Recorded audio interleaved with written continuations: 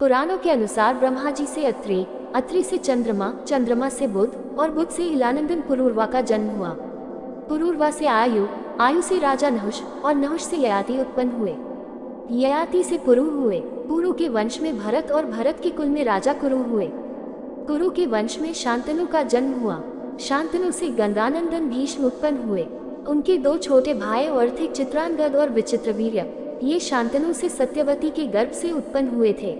शांतनु के स्वर्गलोक चले जाने पर भीष्म ने अविवाहित रहकर अपने भाई विचित्रवीर्य के राज्य का पालन किया। भीष्म महाभारत के प्रमुख पात्रों में से एक हैं। ये महाराजा शांतनु के पुत्र थे। अपने पिता को दिए गए वचन के कारण इन्होंने आजीवन ब्रह्मचर्य का व्रत लिया था। इन्हें इच्छा मृत्यु का वरदान प्राप्त था। एक बार हस्तिनापुर नरेश दुष्यंत आखेट खेलने वन में गए। जिस वन में वे शिकार के लिए गए थे उसी वन में कव ऋषि का आश्रम था। तब ऋषि के दर्शन करने के लिए महाराज दुष्यंत उनके आश्रम पहुंच गए। पुकार लगाने पर एक अति लावण्यमयी कन्या ने आश्रम से निकलकर कहा, हे राजन, महर्षि तो तीर्थ यात्रा पर गए हैं, किंतु आपका इस आश्रम में स्वागत है। उस कन्या को देखकर महाराज दुष्यंत ने पूछा, बालिका आप कौन हैं? बालिका ने कहा, मेरा नाम शकुंतला है और मैं कव ऋषि की पुत्री हूँ। उस कन्या की बात सुनकर महाराज दुष्यंत आश्चर्यचकित होकर बोले, महर्षि तो आजन्म ब्रह्मचारी है, फिर आप उनकी पुत्री कैसे हैं? उनके इस प्रश्न के उत्तर में शकुंतला ने कहा, वास्तव में मेरे माता पिता मेनका और विश्वामित्र हैं। मेरी माता ने मेरे जन्म होते ही मुझे वन में छोड़ दिया था, जहाँ पर शकुंत नामक पक्षी ने मेरी रक्षा की, इसीलिए मेरा नाम शकुंतला पड़ा। उसके बाद कव ऋषि की दृष्टि मुझ पर पड़ी और वे मुझे अपने आश्रम में ले आए। उन्होंने ही मेरा भरण पोषण किया। जन्म देने वाला, पोषण करने वाला तथा अन्न देने वाला, ये तीनों ही पिता कहे जाते हैं। इस प्रकार कव ऋषि मेरे पिता हुए। शकुंतला के वचनों को सुनकर महाराज दुष्यंत ने कहा, शकुंतले, तुम क्षत्रिय कन्या हो। यदि तुम्हें किसी प्रकार की आपत्ति न हो तो मैं तुमसे विवाह करना चाहता हूँ। शकुंतला भी महाराज दुष्यंत पर मोहित हो चुकी थी, अतः उसने अपनी स्वीकृति प्रदान कर दी। दोनों ने गंधर्व विवाह कर लिया। कुछ काल महाराज दुष्यंत ने शकुंतला के साथ विहार करते हुए वन में ही व्यतीत किया। फिर एक दिन वे शकुंतला से बोले, प्रियतमे, मुझे अब अपना राजकार्य देखने के लिए हस्तिनापुर प्रस्थान करना होगा। महर्षि कव की तीर्थ यात्रा से लौट आने पर मैं तुम्हें यहाँ से विदा कराकर अपने राजभवन में ले जाऊंगा। इतना कहकर महाराज ने शकुंतला को अपने प्रेम के प्रतीक के रूप में अपनी स्वर्ण मुद्रिका दी और हस्तिनापुर चले गए। एक दिन उसके आश्रम में दुर्वासा ऋषि पधारे। महाराज दुष्यंत के विरह में लीन होने के कारण शकुंतला को उनके आगमन का ज्ञान भी नहीं हुआ और उसने दुर्वासा ऋषि का यथोचित स्वागत सत्कार नहीं किया। दुर्वासा ऋषि ने इसे अपना अपमान समझा और क्रोधित होकर बोले, बालिके, मैं तुझे शाप देता हूँ कि जिस किसी के ध्यान में लीन होकर तूने मेरा निरादर किया है वह तुझे भूल जाएगा। दुर्वासा ऋषि के शाप को सुनकर शकुंतला का ध्यान टूटा और वह उनके चरणों में गिरकर क्षमा प्रार्थना करने लगी। शकुंतला की क्षमा प्रार्थना से द्रवित होकर दुर्वासा ऋषि ने कहा, अच्छा, यदि तेरे पास उसका कोई प्रेम चिन्ह होगा तो उस चिन्ह को देख, उसे तेरी स्मृति हो आएगी। महाराज दुष्यंत से विवाह से शकुंतला गर्भवती हो गई थी। कुछ काल पश्चात कव ऋषि तीर्थ यात्रा से लौटे तब शकुंतला ने उन्हें महाराज दुष्यंत के साथ अपने गंधर्व विवाह के विषय में बताया।